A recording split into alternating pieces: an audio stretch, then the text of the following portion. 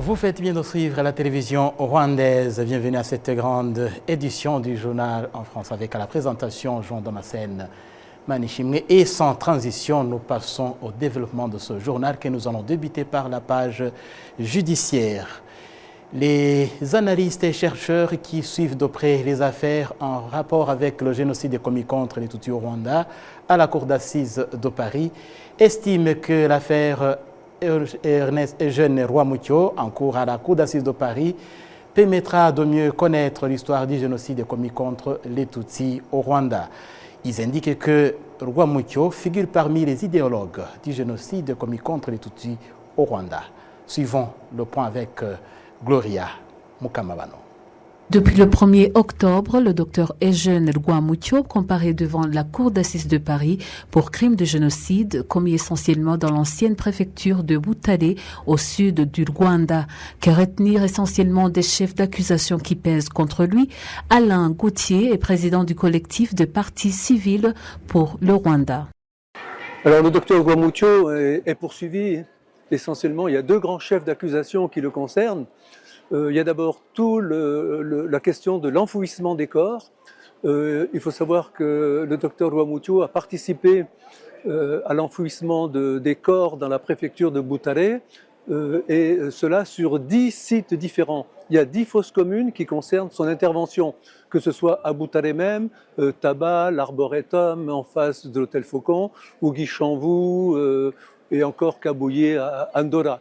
Donc ça, c'est le premier chef d'accusation. Et puis, il y a aussi le fait que le docteur Rwamucyo est présenté comme un grand idéologue très proche de la CDR, donc le parti extrémiste, et en particulier à cause du discours qu'il a tenu, l'intervention qu'il a faite lors de la visite de Jean Kambanda à Butare le 14 mai 1994. Où Jean Kambanda est venu mobiliser les intellectuels pour participer au génocide.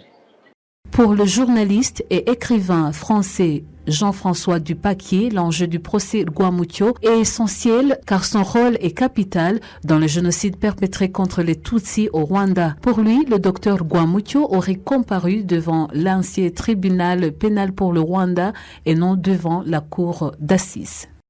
Quand je dis que Rwamucyo figurait parmi les 40 principaux organisateurs du génocide et que le tribunal pénal international a convoqué 92 témoins, vous voyez, je pense que les mathématiques sont assez claires. Et je ne sais pas pourquoi il a échappé au tribunal pénal international, de même que son principal lieutenant, Vincent Ntezimana, dont il est à peu près évident qu'il est l'auteur des 10 commandements du Hutu. Ce texte des 10 commandements, il a une telle importance en raison de toutes ses conséquences, et notamment du martyre des femmes Tutsis pendant le génocide. Ce qui est une spécificité du génocide des Tutsis, c'est le martyrologue des femmes, que la place de Vincent Ntezimana, comme celle de Eugène Rwamucyo, aurait dû être devant le tribunal pénal international, et malheureusement, cette affaire a un petit peu échappé aux juges belges quand il a été traduit devant la cour d'assises en 2001, qui lui ont infligé une peine de 12 ans de prison extrêmement faible par rapport à ses responsabilités, aussi bien comme idéologue qu'à Butare pendant le génocide, où il est accusé d'avoir tué lui-même, ou fait tuer directement un nombre indéterminé de Tutsis. Alain Gauthier du collectif des partis civils pour le Rwanda espère que comme tous les procès pour génocide organisés en France ont apporté des nouveaux éléments dans la connaissance du génocide contre les Tutsis au Rwanda, celui de Rwamucyo permettra aussi de mieux comprendre le génocide en particulier dans la ville de Butare. Il déplore par ailleurs la lenteur de la justice française dans la poursuite des suspects génocidaires se trouvant sur le sol français. Oui, bien évidemment, c'est le 8e procès depuis 30 ans. Vous savez qu'en France, après un procès d'assises, on a aussi la possibilité, les accusés ont la possibilité de faire appel, donc ça double les procédures. Et à ce rythme-là, il est bien vrai que toutes les personnes contre lesquelles nous, au collectif des partis civils, nous avons déposé plainte, ne seront pas toutes jugées. Il y en a déjà 2 qui sont décédés, d'autres sont très âgés. Donc, effectivement, on ne peut que reprocher cette lenteur de la justice. Mais qu'est-ce qu'il faut y faire? Je pense qu'il faudrait changer peut-être le fonctionnement de cette justice, pouvoir regrouper par exemple plusieurs affaires qui seraient jugées en même temps, ou bien envisager une autre forme de cour d'assises qui ne ferait intervenir par exemple que des professionnels et non pas des citoyens tirés au sort. Je ne sais pas, mais je crois qu'il y aurait urgence à faire évoluer cette justice. Jean-François Dupaquier estime aussi que le rôle du noyau des intellectuels de Butare est clé dans l'histoire du génocide commis contre les Tutsis au Rwanda en général, ce qui devrait déboucher sur une condamnation conséquente de Rwamucyo devant la cour d'assises de Paris. Ce sont des intellectuels très solidaires, très compétents, la plupart bénéficiant d'un doctorat. C'est le cas de Rwamucyo, c'est le cas de Naïmana, c'est le cas de Jean Bosco Baragagwiza, c'est le cas de Ntezimana, etc. Ce sont des intellectuels, ils sont tout à fait responsables de ce qu'ils disent, de ce qu'ils écrivent et de ce qu'ils font. C'est pourquoi j'espère que la Cour d'assises de Paris en tiendra compte dans son verdict. Eugène Rwamucyo, 65 ans, est le 8e Rwandais jugé devant la Cour d'assises de Paris après le capitaine Pascal Simbikangwa, Octavien Dienzi et Tito Barahira, Claude Muhaimana, Laurent Butibaruta, Philippe Hategekimana Manier et le docteur Sostène Munyemana. Gloria Mukamabano pour la télévision rwandaise. Et nous restons à Paris pour parler toujours de la justice. La 17e chambre du tribunal correctionnel de Paris a clôturé vendredi les audiences dans l'affaire Charles Onana, accusé de négationnisme et du génocide commis contre les Tutsis au Rwanda. Pour connaître un peu plus sur le déroulement des audiences dans ce procès, ma consoeur Karine Umutoni vient de s'entretenir avec Maître Richard Gisagara. C'est l'un des avocats des parties civiles dans ce procès. Je vous propose de suivre Maître Richard Gisagara. Alors, donc, le procès s'est déroulé, en tout cas, s'est étendu sur toute la semaine, à part l'ONEF. L'ONEF, on n'a pas eu d'audience, mais donc, tous les jours, on avait une forte mobilisation de la communauté congolaise qui voulait ramener le débat au Congo, qui venait, en fait, la communauté congolaise venait soutenir Charles Onana. Il y a même eu des incidents d'audience. Un jour, le juge a été obligé d'intervenir pour faire sortir certaines personnes qui avaient acclamé à certains témoins. Et donc, c'est dans cette ambiance de tension que s'est déroulée l'audience, mais ça n'a pas empêché la sérénité des débats. Nous avons entendu plusieurs témoins, des témoins qui ont été cités par Onana, des témoins qui ont été cités par aussi le directeur de publication, puisque Onana a été poursuivi aux côtés du directeur de publication donc des éditions du Toucan, qui a publié son livre. Ils ont cité leurs témoins à décharge. De notre côté, nous avons également cité des témoins pour les parties civiles.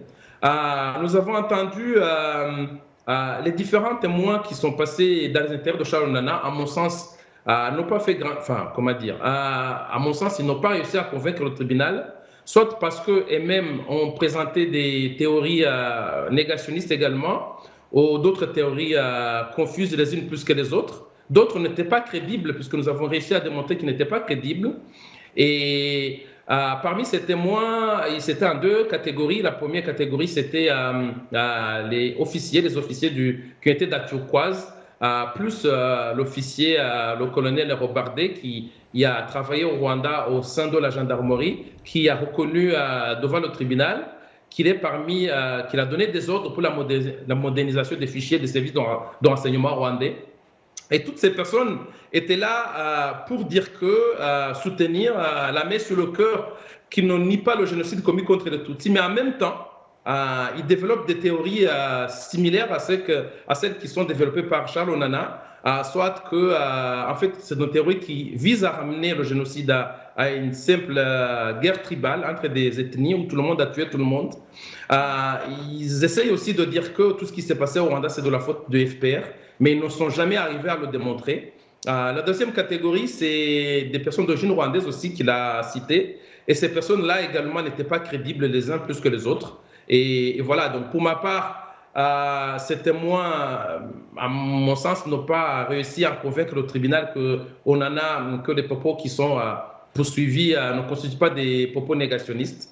Et voilà. Et de notre côté, les témoins que nous avons cités ont totalement démontré que la pratique, le négationnisme développé par Charles Onana est similaire d'une part aux théories qui ont été développées par les grands génocideurs comme Bagosora ou comme Kambanda, et d'autre part que les techniques qu'il applique, ce sont des techniques qui ont déjà sévi dans le négationnisme contre la Shoah. Et donc l'audience s'est terminée hier vendredi. Le tribunal a mis la décision délibérée. La décision sera rendue le 9 décembre prochain, et c'est à ce moment-là que nous saurons si Charles Onana est condamné ou pas. Juste pour vous dire que le parquet a pris aussi la parole hier. Il n'était pas obligé, mais il a fait. Il a pris la parole et même s'il n'a pas demandé de peine, il s'en est remis au tribunal en ce qui concerne la fixation de la peine, mais il a demandé quand même à ce que Charles Onana soit reconnu coupable des faits qui lui sont reprochés, donc à savoir le négationnisme par la négation et la minoration du génocide commis contre les Tutsis. Alors, pour ma part, ce procès a été, pour moi, ça restera dans les annales de la justice. Pourquoi ? Parce que déjà, compte tenu de la personnalité des gens qui sont venus témoigner, c'est des personnes qui sont des noms qui sont très connus dans l'histoire du Rwanda, dans l'histoire du génocide commis contre les Tutsis.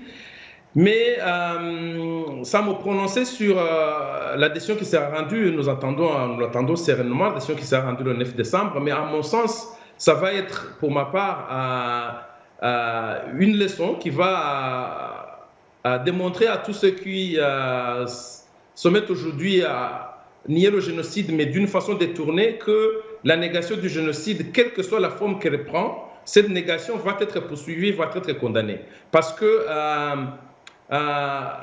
Charles Onana, c'est quelqu'un qui se défend, qui dit qu'il ne nie pas le génocide, mais qui élabore des théories qui parlent du génocide, de la négation, en fait, qui développe des théories de négation d'une façon détournée. Mais même ces façons-là de nier le génocide ne passent pas. Donc pour moi, c'est une leçon, en tout cas, qui est envoyée à tout le monde, comme quoi la négation ne passe pas, quelle que soit la forme qu'elle va prendre. Et voilà, il faudra donc attendre le 9 décembre cette année pour connaître le verdict dans cette affaire Charles Onana, poursuivi pour négationnisme du génocide commis contre les Tutsis au Rwanda. Changeons de chapitre pour parler coopération et diplomatie à présent. Le Rwanda et la Guinée-Conakry réaffirment leur détermination à renforcer la coopération et servir de modèle d'une coopération sud-sud réussie. Cela intervient après la signature à Kigali de 12 accords de coopération bilatérale dans plusieurs domaines entre les deux pays. Le point avec Karine Moutoni. Les accords signés cette semaine entre le Rwanda et la Guinée concernent le domaine du tourisme, de la promotion des exportations, de la culture, de la jeunesse, de la modernisation de l'administration, de la diplomatie, de la défense, de l'économie, de l'agriculture, de la santé, pour ne citer que cela. Pour les deux parties, ces accords traduisent la volonté de concrétiser les ambitions des présidents Paul Kagame et Mamadi Doumbouya de travailler pour des intérêts partagés par le Rwanda et la Guinée. Le partenariat entre nos deux pays s'inscrit dans une perspective de complémentarité et une logique gagnant-gagnant. Par exemple, le Rwanda peut tirer profit de l'expertise guinéenne dans de nombreux domaines, secteur minier. De son côté, la Guinée peut bénéficier de l'expérience du Rwanda dans les secteurs de l'innovation et de la digitalisation des services publics. De plus, nos deux pays partagent une vision commune de la coopération sud-sud, construite autour des valeurs de solidarité africaine, de respect mutuel et d'autonomisation. C'est dans ce cadre que le Rwanda réaffirme son soutien au gouvernement et au peuple guinéen dans leur démarche pour la levée des sanctions internationales. Nous accueillons favorablement la récente décision de l'Organisation internationale de la francophonie allant dans ce sens. Le docteur Molisanda Kouyaté, ministre guinéen des Affaires étrangères, estime pour sa part que le renforcement de la coopération entre les deux pays sert de modèle au panafricanisme réel prôné par les présidents Kagame et Doumbouya, fidèles aux idéaux des pères du panafricanisme. nous sommes sous le leadership de deux panafricains. Aujourd'hui, le panafricanisme a beaucoup de pères, mais il se résume en trois groupes. Les panafricains fondateurs en Afrique de ce concept précieux, comprenant bien sûr son Excellence Ahmed Sékou Touré et son Excellence Osadjifou Kwame Nkrumah, son Excellence Julius Nyerere, paix à leurs âmes, et beaucoup d'autres, Nasser. Nous pouvons les citer. Ils sont les pères fondateurs en Afrique du panafricanisme. Ils représentent le premier groupe. C'est eux qui ont fixé le cap. Il y a aussi les panafricains de Facebook, de Twitter, qui bavardent et qui souvent attaquent un phénomène qu'ils sont censés défendre. Mais il y a un troisième groupe de panafricains auquel appartiennent nos deux leaders. C'est le groupe des panafricains qui prônent le panafricanisme de la réalité, du réalisme, du développement et du bonheur de nos peuples. Ces deux leaders se sont donc engagés à montrer d'abord que la distance géographique n'est pas un frein à la coopération entre frères. Ensuite, qu'on peut axer essentiellement la coopération sur le bonheur de nos populations. Et aux diplomates guinéens d'ajouter que la résilience des Rwandais et leur détermination à bâtir une nation digne, après une page sombre de son histoire, sont de nature à inspirer le monde et le continent africain en particulier. Et nous sommes ici sur les collines et nous sommes sur les traces du drame humain qui s'est déroulé ici. Et le monde devrait regarder sur ces terres à partir desquelles le drame peut se transformer en unité nationale, en défi national. Et le monde a à apprendre de cette terre, de ce pays. Nous en sommes des privilégiés parce que nous sommes avec vous depuis longtemps. Malgré l'histoire de votre pays, nous n'avons rencontré ici qu'un peuple, une nation, un pays. Que vous en soyez félicités. Et je pense que vous donnez la voix à l'humanité, à toute l'humanité, pour dire que l'on ne doit pas aller sur le chemin de la désintégration humaine. C'est une leçon que vous donnez au monde. Et je suis personnellement heureux d'être ici. Le renforcement de coopération et l'excellence des relations entre le Rwanda et la Guinée résulte des visites réciproques du président rwandais Paul Kagame en avril 2023 en Guinée et Mamadi Doumbouya au Rwanda en janvier et en août 2024. Pour parler davantage de cette coopération sud-sud, nous accueillons sur ce plateau Mohamed Bachir Camara. Bienvenue dans ce journal. Merci beaucoup. Oui, nous parlons de la coopération au sud-sud, mais dans la lumière de ce partenariat, cette coopération entre le Rwanda et la Guinée. Vous connaissez les deux pays, vous connaissez le Rwanda depuis un certain temps, vous connaissez la Guinée, votre pays d'origine. Pensez-vous que cette coopération peut vraiment servir de modèle à une coopération sud-sud réussie? Tout d'abord, ce soir, c'est un grand honneur que je porte la voix triomphale, panafricaine, ineffable, mais aussi inspirée par la sagesse et la clairvoyance de son Excellence président de la République de Guinée, général de corps d'armée Mamadi Doumbouya, guidé par les valeurs républicaines qui nous mènent vers l'apothéose de la nation africaine.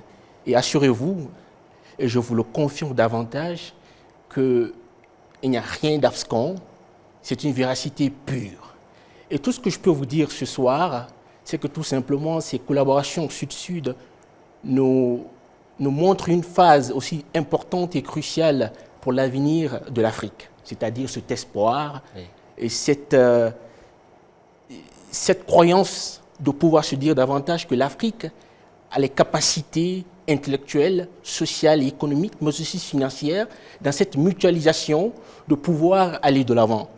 Et moi, je crois, il y a de cela quelques années, la République du Rwanda et celle de la Guinée mènent des relations aussi importantes pour l'avenir de ces deux nations et qui montrent aussi un exemple altruiste et profond de par le leadership de son Excellence Paul Kagame, qui a une vision non manichéenne pour l'avenir de la nation africaine.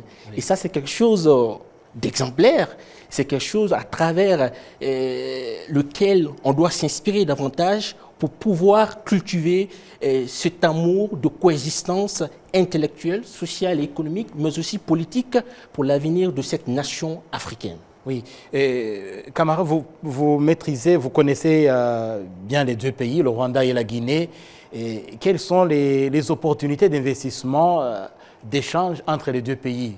Si nous commençons par la Guinée et Conakry, quelles sont les opportunités qui sont là, que les Rwandais peuvent exploiter et vice-versa? Moi, je suis au Rwanda pratiquement 5 ans. Oui. Et je peux vous dire que c'est l'idée du siècle. Parce que tout simplement, la République de Guinée, mon pays que j'aime tant, a beaucoup à offrir au Rwanda, comme le Rwanda aussi a beaucoup à offrir à la Guinée. Oui. C'est cet échange, ce partenariat gagnant-gagnant oui, qui peut nous permettre d'avancer. La Guinée aujourd'hui est sur une refondation politique. Oui. Et cette refondation politique est au diapason de la démocratie. Et la raison en est que nous avons aujourd'hui un projet en marche qu'on appelle Simandou 2040, qui est le plus grand projet mondial. Et la Guinée, à ne pas oublier, a le plus grand réserve de bauxite dans le monde. Oui. Et moi, je crois bien évidemment, le Rwanda est apte et diligent dans le cadre des ressources humaines, de la technologie numérique et tant d'autres. Moi, je crois avec cette coagulation qui se mène, je crois bien évidemment que ça pourrait aboutir à quelque chose de grand et je dirais même quelque chose de moyenning parce qu'on ne vit pas dans un monde fantasmorique. Oui. Et moi, je crois bien évidemment c'est un avenir et un exemple, une référence profonde vis-à-vis des autres pays africains de se dire que la Guinée et le Rwanda se tissent des relations très importantes, des coopérations aussi profondes basées sur un esprit de gagnant-gagnant pour aller de l'avant. Et donc ces idéaux des pères du panafricanisme peuvent se traduire en réalité avec cette coopération Rwanda-Guinée. Exactement. Et moi je crois bien évidemment que notre ancien président, Sékou Touré, qui disait que l'aide qui ne fait pas sortir de l'aide est à rejeter. Oui. Et cela ne se conjugue pas simplement que par des mots, mais c'est dans les actions. Aujourd'hui, nos pères fondateurs du panafricanisme ont démontré en quelque sorte que cet esprit panafricain nous permet d'aller de l'avant. Et c'est ce que le Rwanda et la Guinée sont en train de faire. C'est un exemple aussi altruiste d'une refondation profonde pour aller de l'avant. Et moi, j'ai une très grande appétence, et je dirais même une boulimie pour cette coopération bilatérale, gagnant-gagnant, pour l'avenir de la nation. Et moi, je vous le dis, on préfère collaborer d'abord avec l'Afrique. Cela ne veut pas dire que l'on veut se recroqueviller en nous-mêmes, mais c'est une façon de montrer à la face du monde que l'on a l'aptitude, qu'on a les compétences nécessaires de pouvoir coaguler ensemble, de pouvoir conjuguer cette mutualisation panafricaine, ou je dirais même africaine, oui, guinéanisée ou rwandisée pour l'avenir ou le destin de l'Afrique. Oui, alors, camarades, vous avez suivi avec nous ces semaines, le Rwanda a accueilli le forum Biashara Africa. Oui. Vous avez suivi certainement les échanges au cours de ce forum. Qu'est-ce qui a attiré votre attention? Moi, je crois bien évidemment, pour aller au vif du sujet, le président de la République du Rwanda, son Excellence Paul Kagame, a fait une prestation incroyable, oui, avec une prestance qui ne dit pas son nom. Et ça, il faut le retenir, parce que tout simplement, nous avons des problèmes en commun. Et cela ne veut pas dire que l'on peut aussi incrustrer des mêmes approches, mais venir ensemble. La terre rwandaise, qui accueille aujourd'hui des conférences internationales sur plusieurs bases de collaboration, c'est une grande référence et c'est un exemple en face de l'Afrique, du continent africain, pour se dire que tout est possible. Et c'est possible avec cette volonté africaine. Et surtout, c'est seulement après 30 ans après le génocide commis contre les Tutsis qui avait totalement détruit le pays. Et moi, je vous le dis, hein, en toute honnêteté et franchise, oui, la politique, elle est sérieuse. Il faut une volonté politique pour pouvoir remuer les choses. Il faut mettre du sel là-dessus. Et c'est ce que le président Paul Kagame a fait. Oui. Vous savez, bien qu'il puisse avoir quelques égratignures, mais il ne faut pas essayer de pouvoir se dire ou se leurrer que tout est dans l'obscurité. Oui. Ce n'est pas non plus une politique nébuleuse, ou je dirais sibylline, mais c'est quelque chose de concret qui montre en face du monde que le président Paul Kagame est en train de se dire davantage que nous pouvons le faire. Et la raison en est que il n'est pas le seul à le faire.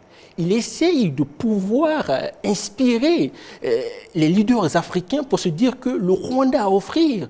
Nous avons une inspiration profonde, nous avons une histoire. Et cela n'est pas une menace, mais c'est plutôt une opportunité de montrer à la face du monde que tout est possible. Et c'est d'ailleurs le président Kagame qui a piloté les réformes de l'Union africaine.